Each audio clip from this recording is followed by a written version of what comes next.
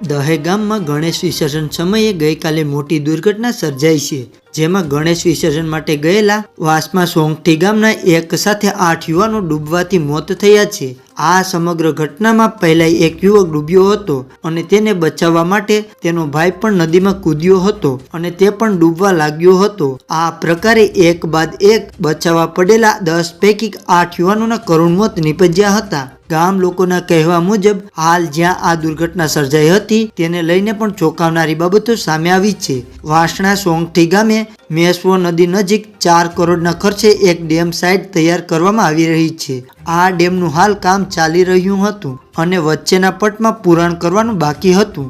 ત્યાંથી જ પાણીનો ઘસારો નદીના પટમાં આવવાના કારણે ત્યાંથી માટી નીચે ઘસી ગઈ હતી. પાણીના પ્રવાહમાં માટી ઘસી જતા ઊંડાણનો અંદાજ યુવાનોને ન હતો અને એ જ કારણે યુવકો વહેણમાં ડૂબ્યા હોવાની આશંકા છેવાઈ રહી છે.